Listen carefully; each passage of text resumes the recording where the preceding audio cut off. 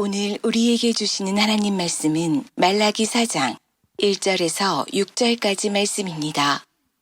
구약성경 1330페이지입니다. 만군의 여호와가 이르노라. 보라, 용광로 불같은 날이 이르리니 교만한 자와 악을 행하는 자는 다 지푸라기 같을 것이라. 그 이르는 날에 그들을 살라. 그 뿌리와 가지를 남기지 아니할 것이로되 내 이름을 경외하는 너희에게는 공의로운 해가 떠올라서 치료하는 광선을 비추리니 너희가 나가서 외양간에서 나온 송아지 같이 뛰리라. 또 너희가 악인을 밟을 것이니 그들이 내가 정한 날에 너희 발바닥 밑에 재와 같으리라. 만군의 여호와의 말이니라. 너희는 내가 호렙에서 온 이스라엘을 위하여 내 종 모세에게 명령한 법, 곧 율례와 법도를 기억하라. 보라, 여호와의 크고 두려운 날이 이르기 전에 내가 선지자 엘리야를 너희에게 보내리니 그가 아버지의 마음을 자녀에게로 돌이키게 하고 자녀들의 마음을 그들의 아버지에게로 돌이키게 하리라. 돌이키지 아니하면 두렵건대 내가 와서 저주로 그 땅을 칠까 하노라 하시니라. 아멘. 여러분은 무엇을 소망하며 살아가십니까? 우리의 삶 가운데서 소망을 품는다는 것, 뭔가를 희망한다는 것은 매우 중요합니다. 힘들고 어려운 형편에 놓인 성도들은 문제가 풀리고 상황이 좀 나아지기를 소망할 겁니다. 입시를 앞둔 자녀들은 원하는 학교와 학과에 진학하기를 위해서 합격하기를 소망하지 않겠습니까? 몸이 아픈 지체들은 치료와 회복에 대한 희망의 끈을 놓지 않을 겁니다. 기대하고 바라는 소망, 그 희망이 이루어지기만 하면 모든 상황이 더 나아질 것 같다. 우리는 그렇게 생각합니다. 저와 여러분이 소망하고 희망하고 기대하는 것이 다 이루어지면 참 좋겠지만 소망이 성취되는 것이 능사일까? 여러분 그런 생각을 한번 해봅니다. 우리가 원하고 바라는 것이 이루어지기만 하면 다 되는 걸까? 출애굽한 이스라엘 백성들의 모습을 보면 그렇지가 않는 것 같습니다. 종의 신분으로 애굽에 머물러 있었습니다. 종살이에서 벗어나고 싶은 소망이 있었지요. 여기서 빨리 벗어나서 자유의 몸이 되고 싶다. 하나님은 그 마음을 읽으셨습니다. 그래서 모세를 보내서 그들을 애굽에서 나오게 하셨습니다. 드디어 자유를 얻게 된 것입니다. 하지만 자유를 누리고 싶었던 그 소망이 이루어졌다라고 하는 기쁨, 그 감사도 잠시였습니다. 이스라엘은 계속된 원망과 불평의 늪에 빠져듭니다.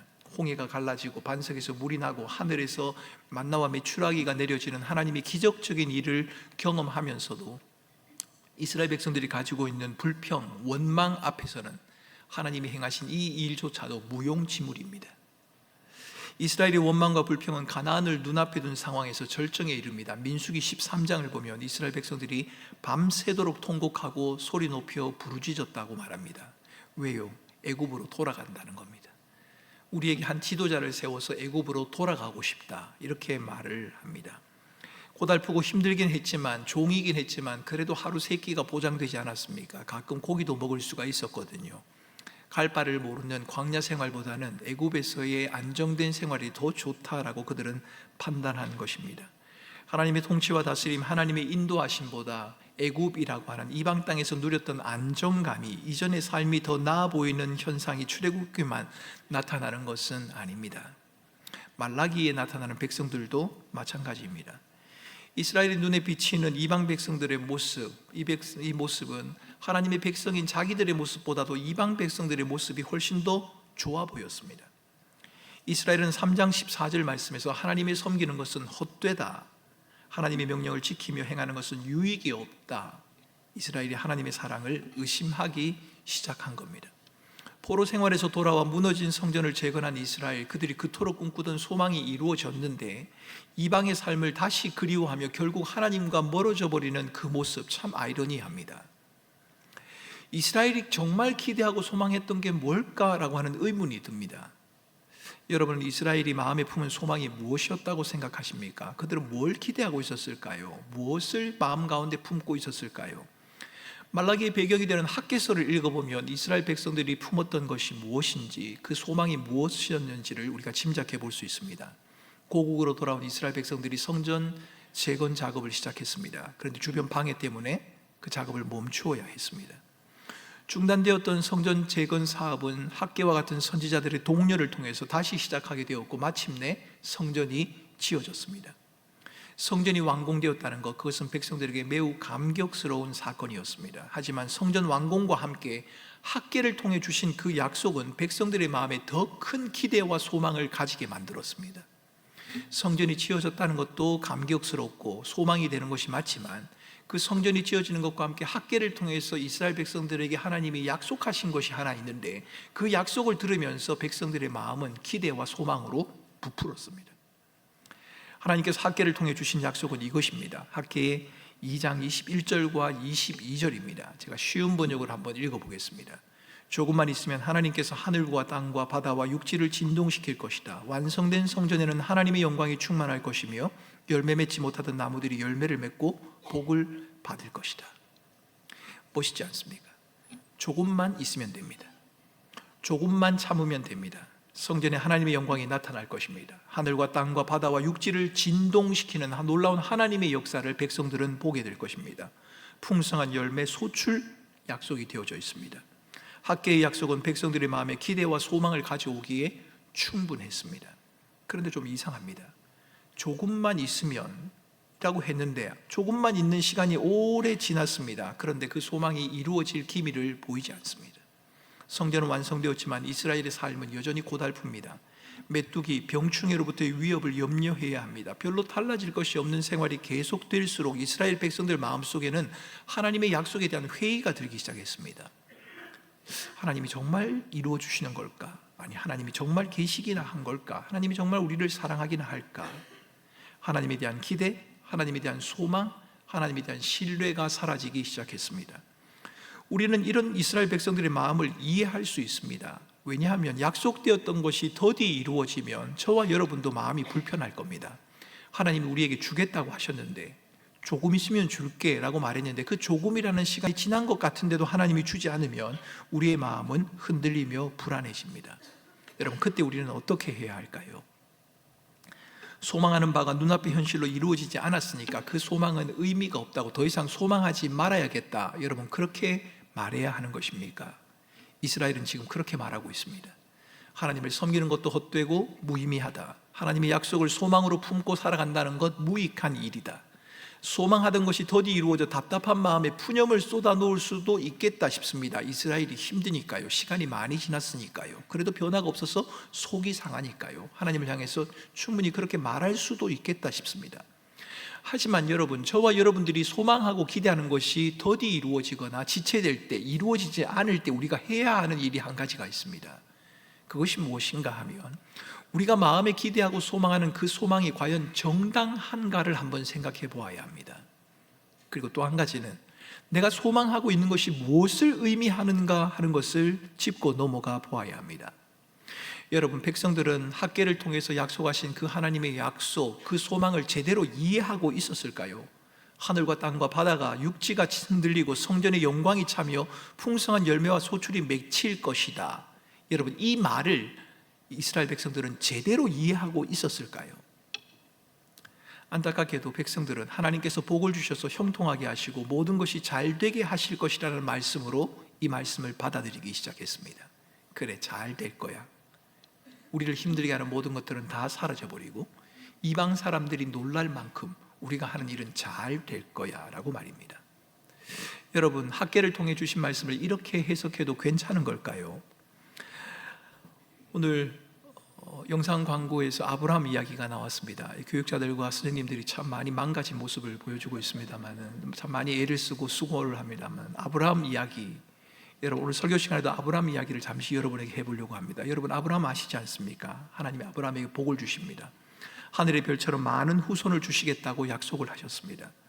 하나님은 그 약속을 반드시 지킨다는 것을 확증하기 위해서 하나님께서는 언약식까지도 베풀어 주셨습니다. 내가 이걸 반드시 지키라. 내가 너에게 복을 줄 것이다. 너의 자손으로 인해서 복을 받을 것이다. 그런데 여러분, 실제로 아브라함은 자신의 생애 동안 하늘의 별처럼 바다의 모래처럼 많은 후손을 보지 못했습니다.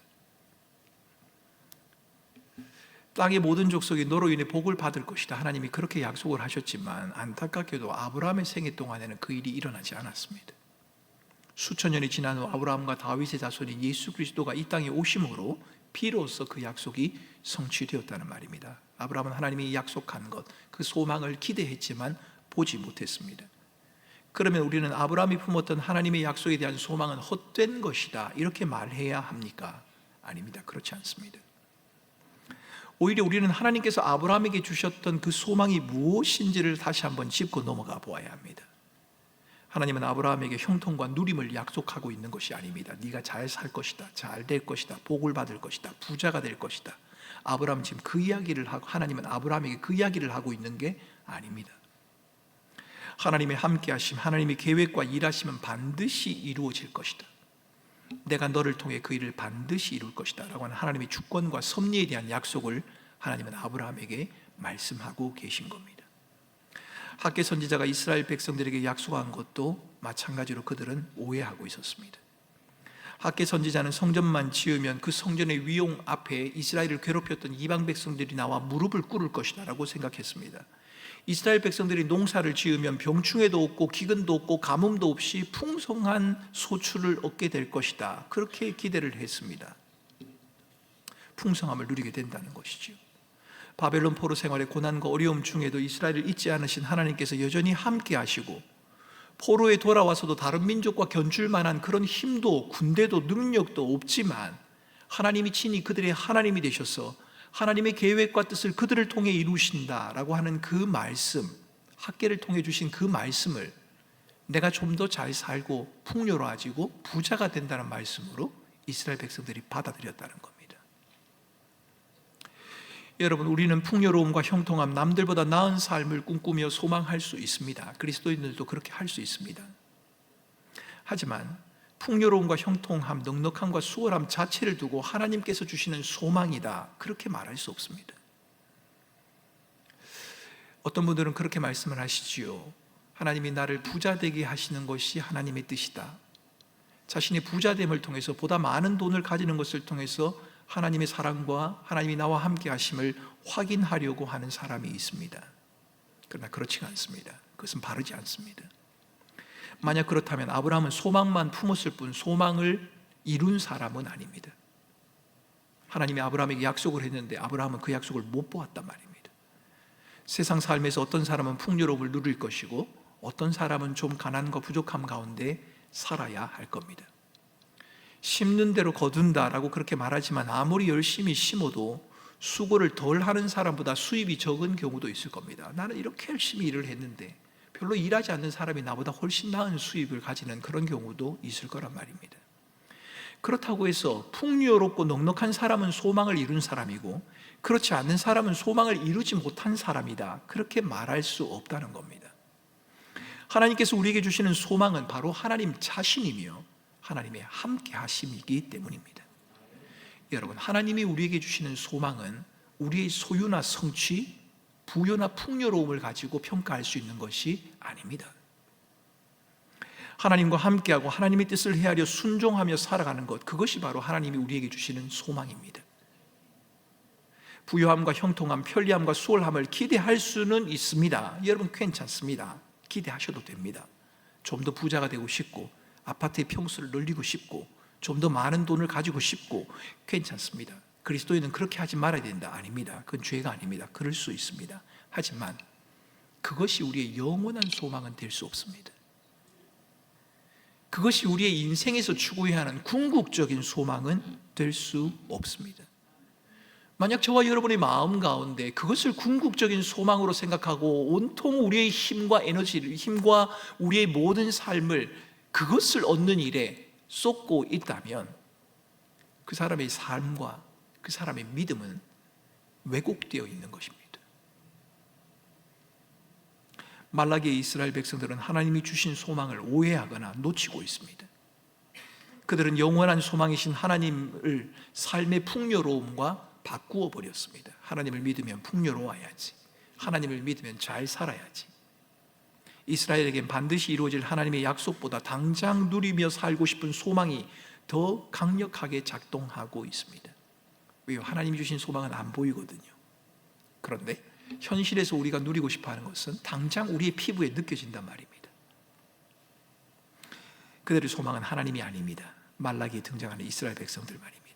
하나님의 이름을 부르고 있지만 그들의 마음은 현실적인 풍요로움과 누림, 어떻게 하면 좀 더 누릴까, 어떻게 하면 좀 더 가질까, 어떻게 하면 좀 더 부자가 될 수 있을까, 어떻게 하면 이방 백성들에게 그럴듯한 것을 내세울 수 있을까라고 하는 거기에 온통 마음을 기울이고 있습니다. 이스라엘은 이방 민족들이 살아가는 풍요로운 삶의 모습을 바라보면서 하나님을 믿는 것은 소용이 없다, 하나님을 믿어봐야 소용이 없다 라고 결론을 내렸습니다. 하나님은 교만한 자, 악한 자를 오히려 선하게 여기신다라고 빈정대기 시작합니다. 하나님 보세요, 하나님을 알지 못하는 사람이 훨씬 부자잖아요. 하나님을 알지 못하는 이방 백성들이 우리의 삶보다 훨씬 낫지 않습니까? 그래요, 하나님은 악한 자, 교만한 자, 이방인들을 더 사랑하시지요. 이렇게 빈정대기 시작했습니다. 그런 이스라엘을 향해 하나님은 진정한 소망이 어디 있는지를 말씀하고 싶어 하십니다. 4장 1절입니다. 보라, 용광로 불같은 날이 이르리니. 용광로 불같은 날이 이르리니. 말라기에서 불이라고 하는 표현은 3장 2절에도 등장합니다. 3장 2절에 등장하는 불은 불순물을 깨끗하게 한다는 표현으로 사용되고 있습니다. 하지만 오늘 본문의 불은 하나님의 심판을 의미합니다. 용광로 불같은 날이 이르면 그날에는 모든 것이 밝히 드러날 것입니다. 용광로 불 앞에 교만한 자와 악한 자는 지푸라기와 같이 사라져 버릴 것이다, 살라져 버릴 것이다 라고 그렇게 말을 합니다. 여기서 말하는 교만한 자, 악한 자, 누구를 말할까요? 물론 말라기에서 등장하고 있는 이방 백성들, 하나님을 알지 못하는 이방 백성들이 교만한 자와 악한 자를 가르친다는 것이 1차적인 해석입니다. 그러면 그들만 교만한 자와 악한 자일까? 그렇지는 않습니다. 이스라엘 백성들도 교만하고 악한 자가 될 수 있습니다. 교만이라고 하는 단어, 여러분 이 단어는 하나님과 동등한 위치에 서려고 했던 사단과 천사들에게 사용된 단어입니다. 하나님과 동등한 위치에 서려고 하는 겁니다. 하나님 없이도 자기 인생을 스스로 꾸려갈 수 있다고 생각하는 것이지요. 하나님이 아닌 자기 자신을 인생의 주인으로 여기는 사람, 자기 인생의 기초를 자기에게 두고 나만 열심히 하고 내가 최선을 다하고 내 인생은 나의 것이니 내 마음대로 내 뜻대로 나의 수고와 애씀과 노력을 통해 세울 수 있다고 확신하는 사람, 여러분 그 사람이 바로 교만한 사람입니다. 교만은 사실을 과장하게 만듭니다. 교만은 사실을 왜곡시켜서 그 이상의 의미를 부여합니다. 원래 가치가 그게 아닌데 그것보다 더 가치 있는 것처럼 보이게 만든다는 겁니다. 여러분, 좋은 차를 타고 넓은 집을 소유하면, 그걸 가지고 싶으면 교만한 사람인가요? 제가 물었습니다. 지금 좋은 차, 넓은 집을 소유하려고 하면 그 사람은 교만한 사람인가요? 아닙니다. 그렇지 않습니다. 좋은 차, 넓은 집 가질 수 있습니다. 기능 때문에, 활용성 때문에, 안정성의 의미를 두어서 좋은 차와 넓은 집을 가져야 되는 경우가 있습니다. 사고를 당해보신 분들은 좋은 차를 타고 싶을 겁니다. 제가 그런 분들을 여러 보았습니다. 제가 섬겼던 교회 교인들 가운데도 차 사고가 나고 나면 돈이 없어도 빚을 내서라도 좋은 차를 타겠다, 그런 분이 계셨습니다. 넓은 집을 소유하는 분이 있습니다. 가족은 적지만 손님을 초대해야 되는 경우가 있지 않습니까? 여유 자금이 좀 있는데 은행에 두는 것보다는 넓은 집을 소유하는 게 좋겠다 싶어서 집을 가질 수도 있습니다. 가족이 많아서 넓은 집을 가질 수도 있습니다. 좋은 차, 넓은 집을 기능이나 활용도, 안정성의 의미를 둔다면 그것은 전혀 교만이 아닙니다. 그런데 교만은 이런 겁니다. 좋은 차를 타는 것 때문에, 집의 평수 때문에 자신의 존재를 다른 사람보다 우월하게 여기는 겁니다. 우리 집은 38평인데 25평 사는 사람보다는 내가 좀 더 나은 사람이야. 교만입니다. 반대로 작은 평수에 사는 사람이 넓은 평수에 사는 사람을 바라보면서 참 내 인생은 실패인가 봐, 나는 이렇게밖에 살지 못하네 라고 하면 교만입니다. 집과 차를 통해서 자신의 신분이 상승하거나 하락한다고 생각하면 그것도 교만입니다. 왜냐하면 집과 차가 가진 역할과 의미에 대한 왜곡이기 때문입니다. 집은 살기 위한 것이고 차는 타기 위한 것 아닙니까? 그런데 살고 타기 위한 그 원래의 목적을 벗어나서 그 이상의 의미를 부여하게 될 때, 여러분 그것은 바로 교만이고 악입니다. 이렇게 말한다면 우리는 얼마든지 교만할 수 있습니다. 우리는 얼마든지 악을 행하는 자가 될 수 있단 말입니다. 잘 살고 싶고 형통하고 싶고 누리고 싶은 소망 그 자체가 잘못은 아닙니다. 하지만 우리가 이 땅에서 얻고 누리고 싶은 그것이 이루어졌느냐 그렇지 않느냐에 따라서 사람을 평가하거나 자신의 가치를 받아들이거나 영원한 소망이신 하나님과 하나님의 약속을 평가하거나 판단할 수는 없습니다. 믿음이 좋으니까 넓은 집을 가졌다? 그럴 수 없습니다. 그럴 수도 있고 아닐 수도 있습니다. 신앙생활을 열심히 했으니까 부자가 됐다? 그럴 수도 있고 아닐 수도 있습니다. 여러분, 우리는 많은 사람들이 내가 예수를 많이 믿고 고생 끝 행복 시작이 됐다는 그런 이야기들을 듣는 일에 익숙하다 보니까 예수를 잘 믿으면 부자가 되어야 하고, 예수를 잘 믿으면 모든 문제가 해결되어야 하고, 예수를 잘 믿으면 형통해야 한다고 그렇게 생각하는 경향이 있는 것 같습니다. 여러분, 저는 담임 목사로서 우리 꿈꾸는 교회 모든 교우들의 삶이 그렇게 형통했으면 좋겠습니다. 좀 더 넓은 집에 살았으면 좋겠고, 좀 더 여유 있는 삶을 살았으면 좋겠습니다. 매달매달을 힘겹게 살아가는 것보다는 다른 사람들에게 나누어 주고도 풍족한 그런 삶을 살았으면 좋겠습니다. 여러분, 그것을 위해서 여러분들이 힘쓰고 애쓰고 노력하는 것 죄가 아닙니다. 괜찮습니다. 하셔야 합니다. 하지만 그 자체가 여러분의 인생의 목적이라면, 그 자체를 통하여 여러분의 삶을 하나님 앞에서 평가하고 있다면, 아니 그것 자체를 통해서 하나님의 은혜와 하나님의 사랑을 헤아리려고 하고 있다면 그것은 신앙에 대한 왜곡입니다. 성경의 가르침이 아니란 말입니다.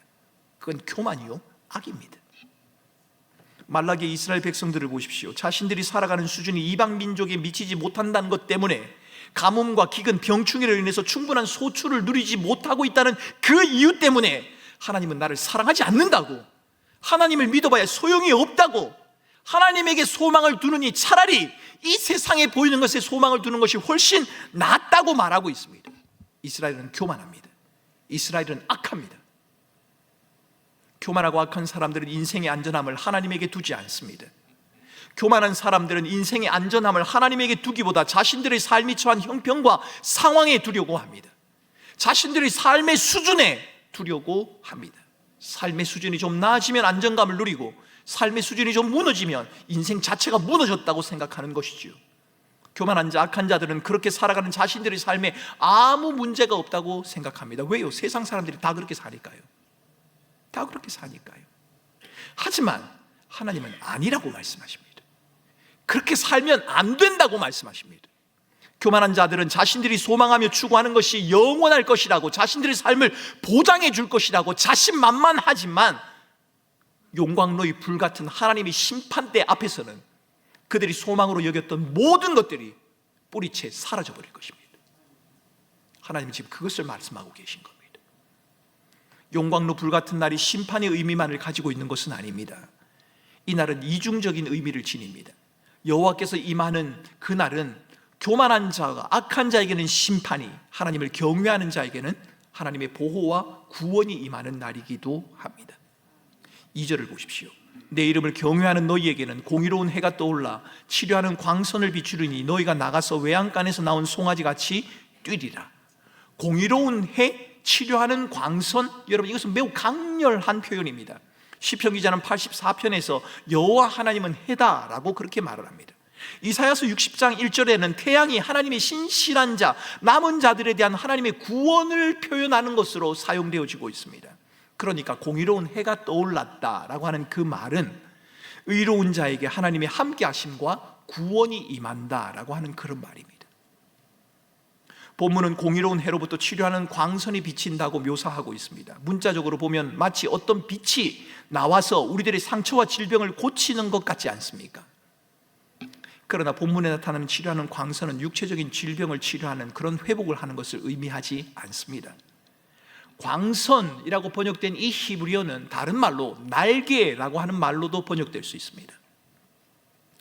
날개라고 하는 히브리어 단어가 하나님과 함께 사용되어질 때는 하나님의 보호하심, 하나님의 품으심을 의미합니다. 그러므로 우리가 병에 걸린 교우들을 위해서 기도할 때 치료하는 광선을 바래달라, 여러분 그렇게 기도할 수 있습니다. 하지만 그 말은 질병을 고칠 수 있는 광선과 같은 특별한 비법이 있기 때문에 하나님이 그것을 발휘해 주셔서 병을 고쳐달라라고 하는 그런 기도가 아니라, 하나님의 날개, 하나님의 품으심과 하나님의 보호하심만이 그들의 삶을 가장 안전하게 보호할 수 있기 때문에 질병 가운데서도, 연약함 가운데서도 하나님이 보호할 수 있기 때문에 하나님이 이들을 보호하시고 품어달라고 하는 기도입니다. 기적적인 치유와 회복 있을 수 있습니다. 이것은 하나님의 주권에 달린 것입니다. 그래서 여러분, 우리는 병 있는 자를 위하여 병 낫기를 위해서 기도해야 합니다. 하나님이 어떻게 일하실지 우리가 어떻게 알 수 있습니까? 공의로운 해와 치료하는 광선은 하나님을 경외하는 자들이 악인들의 압제에서 벗어나는 것을 말합니다. 하나님의 의로운 통치 아래서 자유와 해방을 누리는 것을 말합니다. 하나님의 보호하심 안에서 안정감을 누리는 그 삶의 모습을 말합니다. 예수 그리스도로 말미암아 지금 우리가 누리는 그러한 삶의 모습을 말하기도 하지만, 이것은 장차 그리스도께서 이 땅에 다시 오심으로 말미암아 누리게 되는 종말론적인 하나님의 안식과 평강을 의미하기도 합니다. 하나님께서 친히 임하시는 그날에 여러분, 우리는 그 영광을 맛볼 것입니다. 하나님께서 친히 임하실 그날에 대해서 주님은 지금 말씀하고 계십니다. 그날이 있다. 그날이 있다. 이스라엘이 소망을 두고 있는 세상에서의 풍요로움과 부여와 같은 것은 이루어질 수도 있고 그렇지 않을 수도 있습니다. 부자가 되려는 것, 풍요로운 것, 부유한 것, 그럴 수도 있고 그렇지 않을 수도 있습니다. 이건 불확실한 겁니다. 확률입니다. 가능성입니다. 하지만 하나님께서 소망을 두기 원하시는 하나님의 함께하심, 하나님의 보호와 인도하심은 그렇지 않습니다. 하나님의 보호하심, 하나님의 함께하심은 영원하며 변함이 없습니다. 하나님은 친히 계획하신 일들을 반드시 이루십니다. 말라기 기자는 5절에서 하나님은 여호와의 크고 두려운 날이 이르기 전에 징조를 주셨다고 말하지 않습니까? 그것은 바로 선지자 엘리야를 보낸 것이다. 하나님이 징조를 주신다고 하는 말, 그날이 임할 것이라고 하는 그 말이 무슨 말입니까? 그날이 반드시 있다는 겁니다. 그날이 반드시 있다는 겁니다. 여호와의 크고 두려운 날이 이르며 그날이 이르기 전에 엘리야를 보내시겠다. 그게 엘리야가 하나님의 자녀들의 마음을 돌이키신다. 여러분, 이 약속의 말씀은 이 땅 가운데서 이미 이루어졌습니다. 반드시 이루어질 일이요 분명히 될 일이 맞습니다. 누가복음 1장 17절을 보면 이 엘리야가 세례 요한을 가리킨다고 설명을 합니다. 실제로 세례 요한은 엘리야와 같은 심령과 능력으로 심판주로 오실 주님을 예비하는 자로 등장하였습니다. 그리고 뒤를 이어서 우리 주 예수 그리스도께서 이 땅에 오셨습니다. 분명하고도 반드시 이루어질 사건에 대한 하나님의 말씀이 세례 요한을 통해서, 그리고 우리 주 예수 그리스도를 통해서 온전하게 성취된 것입니다.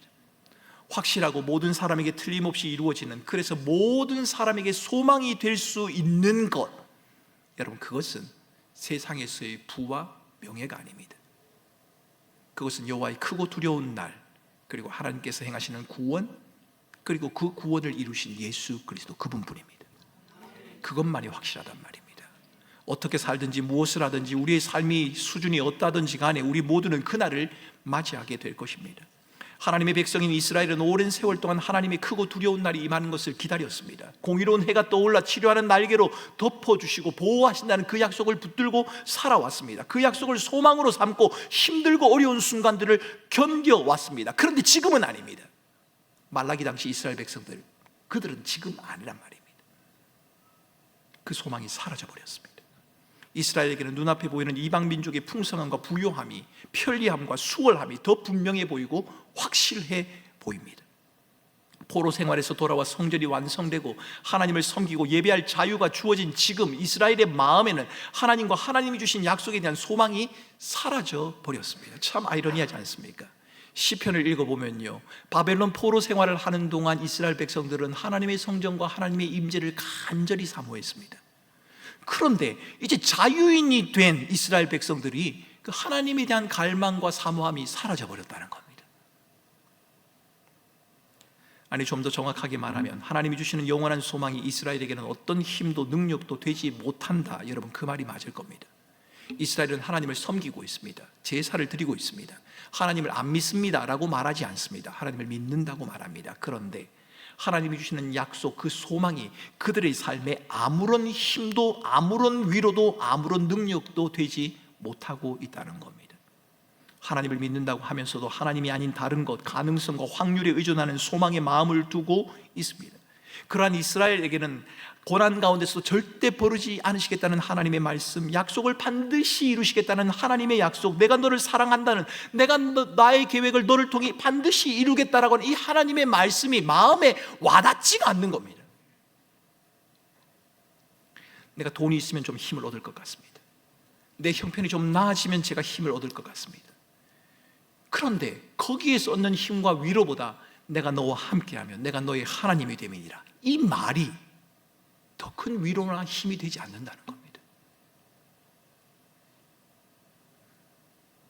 이스라엘은 출애굽 당시에도 그랬습니다.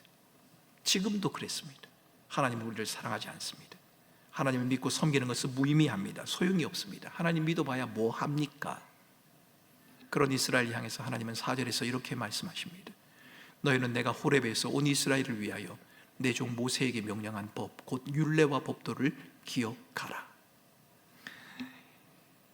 이 말씀은 하나님께서 이스라엘 백성들에게 종종 들려주셨던 말씀입니다. 신명기 4장과 5장에서도 하나님의 율법을 기억하라, 강한 손과 편팔로 이스라엘을 구원하신 것을 기억하라 라고 말씀하신 적이 있습니다. 신명기 32장에서도 하나님의 말씀을 너희의 마음에 두라 이렇게 말씀을 하셨고요. 역대상 16장과 느헤미야 8장을 보아도 이스라엘 백성들이 하나님의 말씀을 듣고 난 다음에 아멘, 아멘 하며 응답하는 장면이 등장합니다. 이것은 하나님의 말씀을 그저 귀로 듣는 것이 아니라 하나님의 말씀을 내가 순종하겠습니다 라고 하는 고백이었습니다. 여러분, 왜 말씀을 들어야 합니까? 왜 말씀을 마음에 새겨야 합니까? 왜 순종하는 삶을 멈추지 말아야 합니까? 부자가 되게 해주면 간단히 해결될 문제인데요, 이스라엘의 삶이 나아지면 간단히 해결될 것 같은데요, 왜 하나님께서는 그렇게 하겠다고 말씀하지 아니하시고 너의 마음 가운데 여호와의 규례와 율례와 법도를 마음에 새기라 이렇게 말씀하시는 겁니까? 그 이유는 이것입니다. 믿음으로 살아가는 그 길, 하나님의 말씀을 따라 살아가는 그 길에 진정한 소망이 있기 때문입니다. 여러분은 어디에 소망을 두고 살아가십니까? 지난 한 주간 동안 여러분은 마음을 어디에 두고 그렇게 열심히 살아오셨습니까? 이제 예배를 마치고 집으로 돌아가면 새로운 한 주간을 여러분 맞이하셔야 될 텐데, 여러분 무엇을 위하여, 무엇을 얻기 위하여 그렇게 일주일을 열심히 살아가려고 하십니까? 좀 더 부해지고 좀 더 강해지고 좀 더 풍요로워지면 하나님을 보다 잘 믿고 잘 섬길 수 있다, 그렇게 생각되어서 그 강함과 풍요로움을 여러분의 소망으로 혹시 삼고 계시진 않으십니까? 그러나 기억하십시오.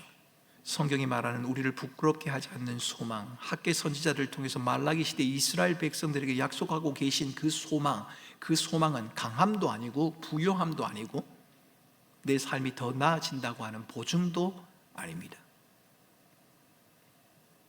형편이 좀 더 나아지면, 문제가 풀리고 연약한 우리가 강해지면, 풍요로워지면 하나님을 보다 잘 믿을 수 있고 섬길 수도 있다?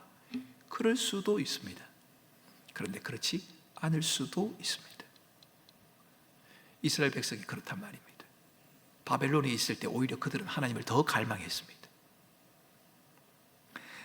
이 세상 모든 것은 가능성과 확률로 이루어지는 것이기에 누구도 장담할 수 없는 소망입니다. 소망을 가지는 것은 나쁘진 않지만 그것에 여러분의 인생을 걸지는 말라는 말입니다. 하나님이 주시는 약속, 그 소망은 틀림이 없고 확실하며 반드시 이루어지는 흔들림 없는 소망이 맞습니다. 하나님이 주시는 소망은 하나님이 우리와 함께 하셔서 우리를 보호하시고 어떤 경우에도 우리를 통해 하나님의 계획을 이루시고야 말겠다는 그 하나님의 의지, 하나님의 약속에서 비롯되기 때문입니다. 여호와 하나님께서 약속하신 크고 두려운 날, 백성들의 마음을 돌이킬 선지자 엘리야에 대한 약속은 세례 요한과 예수 그리스도를 통해 이미 우리에게 이루어졌고 또한 이루어질 것입니다. 그러므로 이 땅을 살아가는 그리스도인들은 이 믿는 도리의 소망을 붙들어야 하고, 하나님이 주신 영원한 소망을 세상에서 우리가 추구하는 부요와 풍요로움으로 바꾸지 않도록 주의해야 합니다. 오죽했으면 주님께서 성경에 생활의 염려가 우리의 마음을 둔하게 만들 수 있다, 그렇게 말하셨을까요? 생활의 염려, 우리가 염려하는 것들 말입니다. 뭘 먹고, 뭘 입고, 어떤 집에 살고, 얼마를 벌고 하는 그 염려가 우리의 마음을 둔하게 만들어 버릴 수 있답니다. 마음을 둔하게 만든다는 것은 영원하신 하나님의 소망을 세상에 사라질 그 소망과 바꾸어 버릴 가능성이 있다, 여러분 이렇게 말해도 틀린 말이 아닐 겁니다. 여러분 속지 마시기 바랍니다.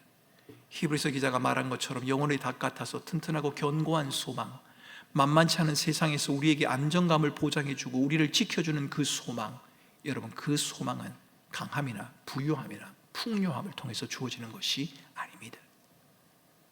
그 소망은 변함없는 하나님의 약속, 그 약속을 통해 이 땅에 오신 예수 그리스도, 그분과 함께 그분의 말씀 안에 거하며 그분의 말씀을 따라 순종하며 살아가는 그 삶 가운데 있다는 것을 여러분 기억하셔야 합니다. 그래서 말라기 기자는 우리에게 이렇게 권면합니다. 여호와 하나님을 너희들은 경외하여라. 여호와의 율례와 규례와 법도를 기억하며 순종하는 삶을 살아가라. 눈앞에 보이는 현실의 크기가 하나님의 말씀보다 더 크고 영향력이 있는 것처럼 보이는 세상 속에서 우리 마음에 품은 하나님에 대한 소망이 과연 이루어질까라고 하는 그런 회의가 들 때마다 여러분, 우리는 영원하신 하나님의 약속에 대한 말라기의 말씀에 귀를 기울여야 합니다. 여호와의 크고 두려운 날, 그날이 반드시 임할 것입니다. 예수 그리스도를 통해 그날이 이미 임하였고 또한 다시 오실 예수 그리스도를 통하여 우리에게 그날이 다시 임할 것입니다. 그날에 너희는 외양간에서 풀려난 송아지처럼 뛰어다닐 겁니다. 여호와를 경외하며 주의 법도 안에 있는 자들에게 진정한 자유와 기쁨이 있다는 겁니다. 내가 너희들에게 준 율례와 규례는 영원하니 그 율례와 규례와 법도를 마음에 새기고 나와 함께 믿음으로 나아가자. 다른 것으로 너의 영원한 소망을 삼지 말고 바로 나를, 내가 하는 그 말을 영원한 소망으로 삼고 그 믿음의 길을 함께 가자라고 주님이 우리에게 그렇게 말씀하십니다. 분명하고 확실한 것을 말하기 어려운 시대입니다. 여러분들이 살아가는, 저와 여러분이 살아가는 세상이 결단코 쉽지 않은 세상이란 것 여러분 우리는 잘 알고 있습니다. 날마다 피부로 느끼고 있습니다. 그래서 우리 마음이 세상의 것을 좀 더 가지면, 세상의 것을 좀 더 누리면 안정감을 얻을 수 있을 것 같고 평안할 것 같고 성공할 수 있을 것 같고 신앙생활을 더 잘할 수 있을 것 같은 그런 생각 여러분 우리가 다 들지 않습니까? 그런데 여러분, 그것이 여러분의 궁극적인 소망이 될 수 없습니다. 여러분, 돈 벌기 위해 열심히 일하시기 바랍니다. 그런데 여러분, 그게 전부라고 생각하지 마시기 바랍니다. 우리의 전부는 예수 그리스도 그분뿐입니다. 우리가 목숨을 걸고 우리의 생명 전체를 걸고 던지고 살아갈 수 있는 그 대상은 살아계신 우리 주 예수 그리스도 그분뿐이라는 말입니다. 현실의 부족함이 우리를 얼마나 불편하게 하는지 알고 있습니다. 돈이 없으면, 경제적으로 힘이 들면, 집이 다른 사람보다 좀 다른 집보다 작으면 우리 아이들이 어떤 마음을 가지는지 어떤 상황에 있는지 여러분 어느 정도 이해할 수 있습니다. 그런데 여러분, 그럴 때마다 우리의 눈을 들어 영원한 우리의 소망 되신 예수 그리스도 그분을 바라보시기 바랍니다. 좀 작은 집에 살아도 괜찮습니다. 돈을 좀 적게 벌어도 괜찮습니다. 다소 불편하더라도 우리의 영원한 소망이신 예수 그리스도 그분을 부여잡고 하나님의 말씀 안에 살아간다면 송아지가 뛰어노는 것처럼 진정한 자유와 기쁨과 평강을, 하나님 나라의 의와 희락을 하나님은 우리로 하여금 맛보게 하실 것입니다. 혹 여러분, 우리 주변에 영원한 소망이신 하나님을 붙들어야 되는 것을 알지만 현실의 무게가 너무 무거워서 고개를 들어 주님을 바라볼 힘조차 없는 그런 분들이 있을 수도 있을 겁니다. 그래서 여러분, 주변을 살펴보시기 바랍니다. 그분들을 지지하고 격려해 줄 수 있다면, 내 도움으로 그 사람이 영원하신 소망을 바라볼 수 있다면 우리가 당연히 그렇게 해야 하지 않겠습니까? 그것이 바로 하늘의 상급이 될 테니까요. 영원하신 예수 그리스도 그분을 소망으로 삼고 믿음으로 살아가는 우리 사랑하는 주의 백성들이 되실 수 있기를 주님의 이름으로 축원합니다.